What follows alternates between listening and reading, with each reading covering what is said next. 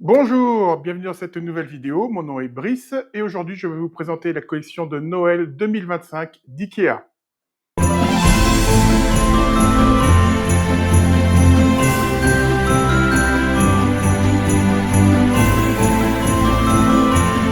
Alors il y a près de 300 articles dans cette collection, donc on ne va pas les passer tous en revue un par un. Par contre, je vais m'arrêter sur certains d'entre eux que je trouve intéressants et sur lesquels il y a des choses à dire. Mais avant de démarrer, comme à l'accoutumée, vous savez que si vous aimez ce genre de contenu, si vous voulez m'aider à me soutenir, à développer cette chaîne, n'hésitez pas à liker, à commenter, à vous abonner et à partager surtout. C'est vraiment très important pour moi de faire connaître cette chaîne à un maximum de personnes. Donc n'hésitez pas à le faire et je vous en remercie par avance.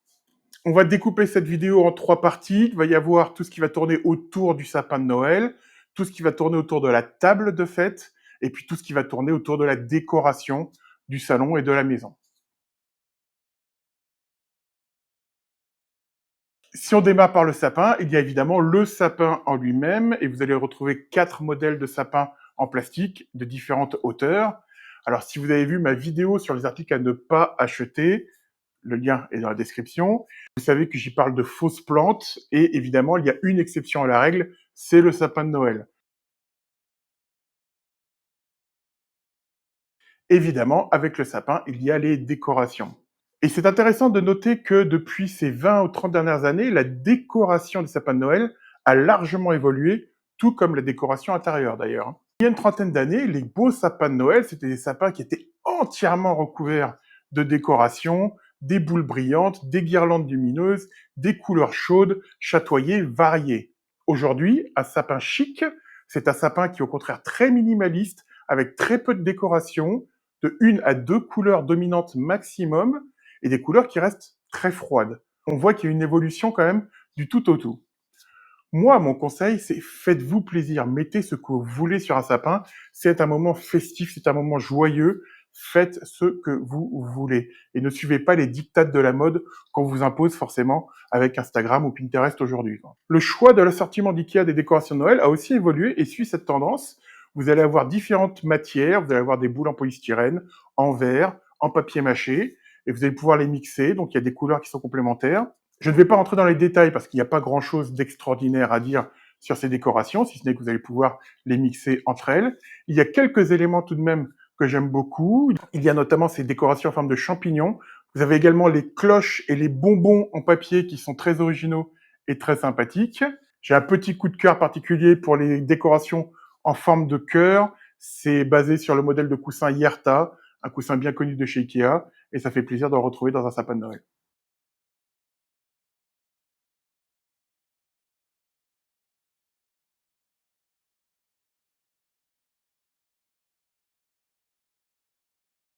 Alors, par contre, un élément qui est indispensable à mettre au pied du sapin, c'est le tapis de protection. Il y a un motif qui est très géométrique et qui passe très bien, et vous allez également trouver les chaussettes à accrocher qui lui seront coordonnées. Et évidemment, ce qu'on attend tous au pied du sapin, ce sont les cadeaux. Et il y a un très bon plan chez Ikea, ce sont les papiers cadeaux, car ils sont vraiment pas chers du tout comparés à la concurrence. Vous avez notamment ces ensembles de 3 rouleaux qui sont coordonnés en couleurs et en motifs, ce qui permet de varier les cadeaux, mais de garder une harmonie au pied du sapin, et que je vous recommande fortement. Et puis, il y a plein d'autres accessoires autour des cadeaux, des rubans, des sacs, etc. Vraiment, pour les emballages de vos cadeaux, je vous recommande d'aller chez Ikea. Au niveau de la table, vous allez retrouver 2 grandes nappes avec des motifs de Noël, des tables qui font 1,45 m par 2,40 m, et une très grande nappe pour les grandes tablées d'1,45 m par 3,20 m. Et puis cette nappe est intéressante parce qu'elle est en blanc cassé avec un petit liseré rouge, ce qui fait qu'elle n'est pas marquée Noël, et vous pourrez la réutiliser pour les grandes occasions tout au long de l'année. Et dessus, vous allez pouvoir retrouver les chemins de table et les sets de table. J'aime beaucoup les sets en coton rouge, qui sont plus intéressants que les modèles plastifiés au motif de Noël. Et évidemment, vous allez avoir tout un assortiment de serviettes de table en papier. Je vous laisse les regarder en détail. Moi, j'aime beaucoup le porte-serviette avec ce motif en flocon de neige, qui est vraiment très réussi. Au niveau de la vaisselle de fête, cette année, IKEA a fait le choix de faire une collection en collaboration avec Gustav Westman. J'ai déjà consacré une vidéo à ce sujet. Je vous renvoie vers le lien. et je ne vais pas la détailler ici. Mais à noter qu'il y a d'autres produits qui ne font pas partie de la collection. Vous avez cette assiette et ce bol qui sont en porcelaine blanche avec ce petit liseré rouge qui rappelle le motif de la nappe qu'on a vu juste avant. Et pareil, ce sont des produits que vous allez pouvoir réutiliser tout au long de l'année.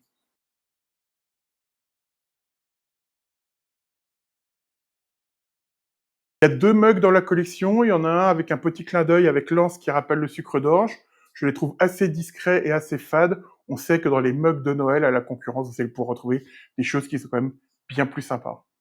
Au niveau de la préparation, il y a des choses qui sont pour moi loin d'être indispensables. Le tablier, les moules à cupcake ou les spatules rouges. Donc franchement, rien d'exceptionnel. Il y a par contre 2 plateaux qui vous serviront à apporter les desserts ou le café sur la table basse, qui sont vraiment très sympas. Le rond rose et le vert rectangulaire. Une petite touche de couleur et de gaieté à apporter à votre table de fête.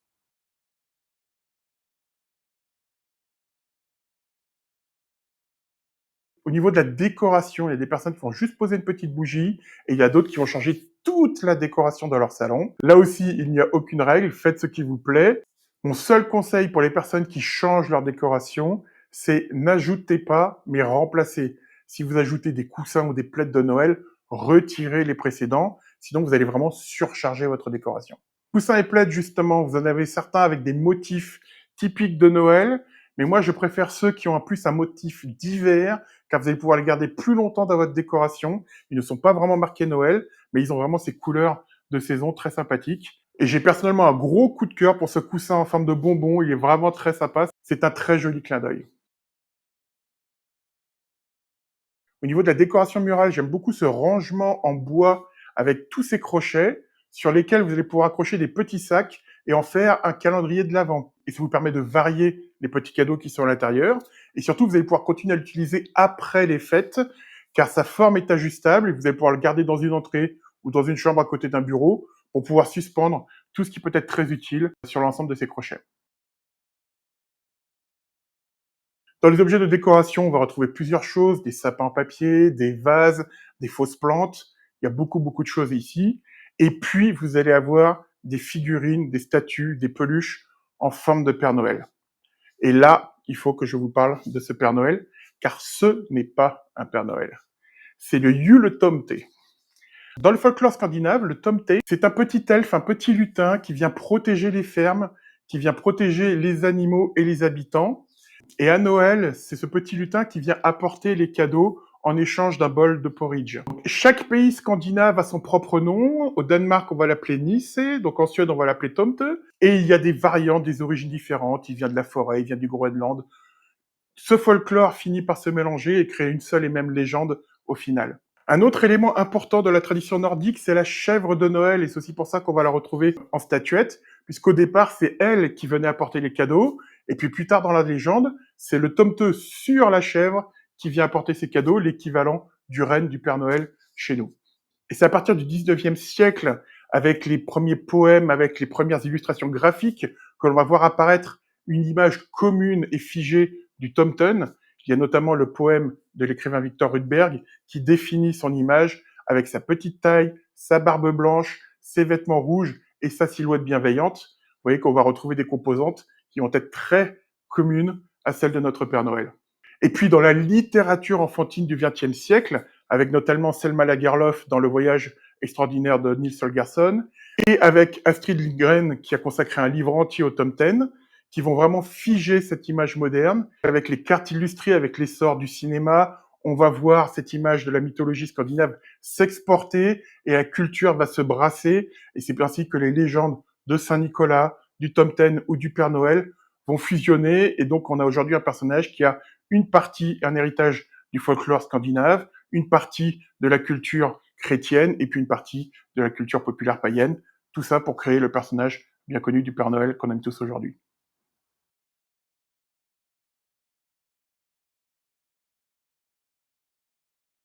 Et dans la décoration, il y a les bougies. Et là, il y a énormément, énormément de bougies.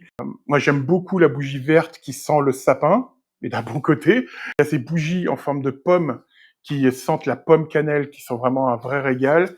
Plein de photophores également. On va retrouver le motif en forme de flocon de neige que j'aime beaucoup. On va retrouver des modèles pour 4 bougies. ce sont des modèles bien particuliers, ce sont les bougeoirs de l'Avent. Dans la culture nordique, on célèbre les 4 dimanches précédant Noël en allumant une bougie à chaque fois, et chaque bougie a une signification propre.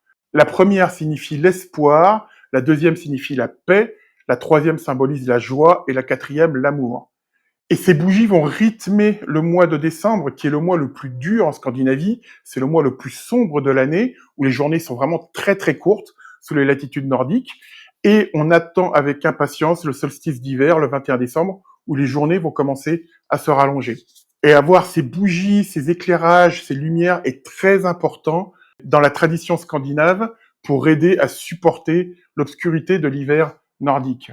Et donc c'est pour ça que chez Ikea, vous allez retrouver tous ces luminaires en forme d'étoiles, et ça fait vraiment partie de la culture scandinave d'ajouter un maximum de lumière pendant cette période hivernale.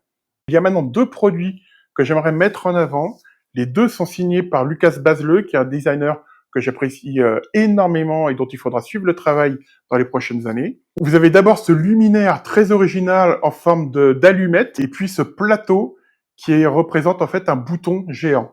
L'inspiration pour ces 2 produits vient d'un conte de Noël écrit par Astrid Lindgren, qui s'appelle Nils Carlson Pysling, et qui a été adapté en film, et c'est un film qui passe tous les ans à Noël dans la télé scandinave, mais aussi en Europe du Nord, en Pologne et en Allemagne, ce qui fait qu'il est très très connu. Et dans ce conte, on raconte l'histoire d'un jeune enfant, Bertil, solitaire, et qui rencontre un petit elfe, un petit être minuscule, qui s'appelle donc Nils Carlson Pysling, et avec une formule magique, il va le faire rapetisser, et ils vont vivre tous les 2 une aventure dans un monde minuscule, mais dans lequel les objets deviennent géants. Ils vont prendre un bain dans une tasse, ils vont faire une échelle avec les allumettes. Donc tous les objets du quotidien deviennent géants pour ce lutin et cet enfant.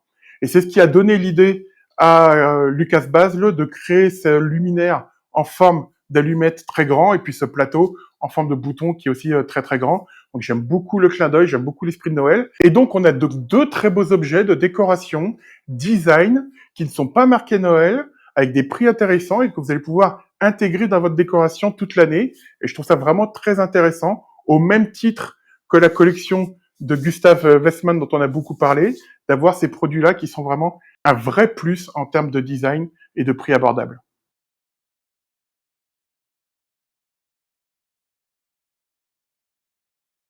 Voilà, on arrive au bout de cette présentation. Alors, je l'ai faite un petit peu rapidement, je pense, parce qu'il y a beaucoup de produits. En complément de cette vidéo, j'en ferai une deuxième demain dans laquelle je présenterai ma sélection d'idées cadeaux. Donc, n'hésitez pas à activer la cloche pour être sûr de bien avoir la notification. Et puis, donc, je vous donne rendez-vous donc demain et sinon, donc, la semaine prochaine pour une prochaine vidéo. Belle implantation de Noël et d'ici là, portez-vous bien.